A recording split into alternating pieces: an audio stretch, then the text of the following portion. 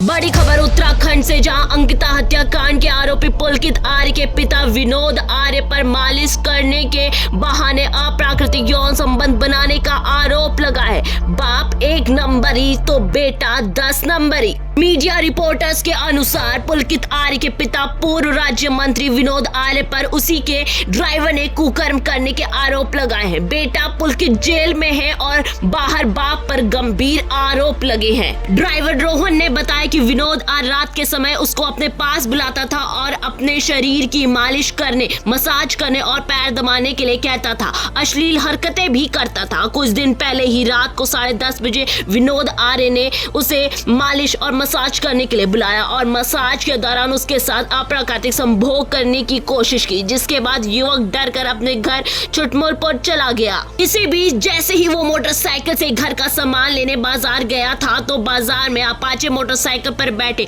3 लोगों में से एक ने कहा कि यही रोहन काम्बोज है और उसके बाद उन्होंने गाड़ी में जबरदस्त टक्कर मारी, जिससे रोहन नीचे गिर गया और उसका सिर फट गया। रोहन को घायल अवस्था में सरकारी अस्पताल फतेहपुर ले जाया गया। इसकी तहरीर थाना फतेहपुर में अज्ञात व्यक्ति के विरुद्ध दी गई और पुलिस को पूरी बात बताई। युवक ने कहा कि मुझे शक है कि मेरा एक्सीडेंट विनोद आर्य राज्य मंत्री उत्तराखंड ज्वालापुर वालों ने कराया है और मुझे आगे भी विनोद आर्य से अपनी जान का खतरा है।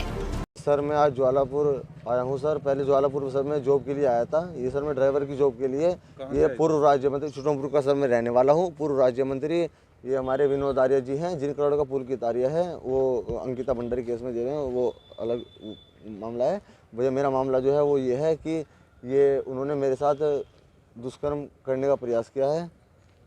उन्होंने मेरे साथ दुष्कर्म करने का प्रयास किया है। किसने? ये डॉक्टर विनोद आर्य, पूर्व राज्य मंत्री, ज्वालापुर आर्यनगर में रहते हैं। उन्होंने मेरे साथ दुष्कर्म करने का प्रयास किया है भैया, मसाज के बहाने। पहले उन्होंने मुझे मसाज करने के लिए बोला, मैंने बुजुर्ग आदमी समझकर उनके पैर दबा दिए। मैंने सोचा बुजुर्ग आदमी पैर दबाए तो कोई दिक्कत नहीं है, तो सर मैंने उनके पैर दबाए। एक दिन उन्होंने पैर दबाए, दूसरे दिन बोलने लगे कि थोड़ा पीठ पे ऊपर हाथ कर। मतलब सर वो पूरी बात मैं उस तरीके से तो नहीं बता सकता, एक और जिस तरीके से वो है। तो उन्होंने कहा ऐसे मसाज नहीं होती, मसाज दूसरे तरीके से होती है, तो यहाँ से ऐसे पकड़ के ऐसे कर, यहाँ से ऐसे पकड़ के ऐसे कर। उन्होंने मुझसे उल्टी सीधी जगह हाथ लगवा कर सर मुझसे फिर वो करा। फिर उसके बाद उनका मामला है ये सर उनके घर ज्वालापुर, उनके घर का आर्यनगर का मामला है। मुलाकात कैसे हुई आप? ये मुलाकात सर मेरी OLX के जरिए, मैंने ड्राइविंग की जॉब के लिए अप्लाई किया था। उन्होंने मुझे बुलाया था। उन्होंने मुझे बुला के बोला आप सही है। मुझे उन पर शुरू में थोड़ा शक हो, मैंने फिजिकली वगैरह सब ठीक हो। मैंने कहा हाँ जी सर मैं सही हूँ, कोई दिक्कत नहीं।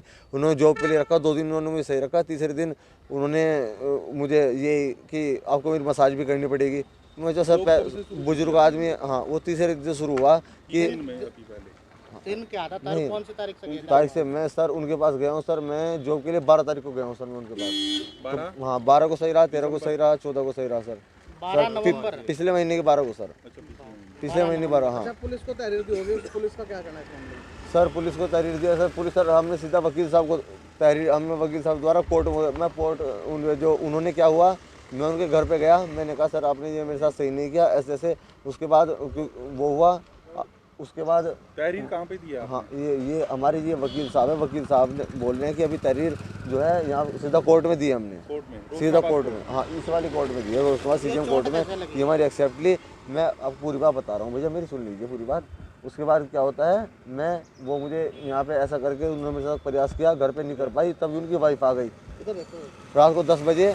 वो मेरे साथ बेड पे मुझे लेटाने की कोशिश की, तभी उनकी वाइफ आ गई। वो बोल रही क्या कर रहे हो यहाँ पे, क्यों वो कर रहे हो? कहने कि पैर दबा रहा हूँ मैं उससे कमर दबा रहा हूँ अपनी, इसीलिए मैं इसको लेटा रहा हूँ। उनकी वाइफ ने देखा है सब कुछ? हाँ उनकी वाइफ ने देखा है सब कुछ। उन्होंने कहा कि रात को 11 बजे, तो 10 से 11 बजे के बीच में, 9-10-11 बजे, पक्का टाइम तो कोई याद नहीं है, 9-10-11 के बीच में था। उसकी वाइफ ने पूछा कि ये क्या कर रहे हो, मतलब इस टाइम तक इसे क्यों रोक रखा है?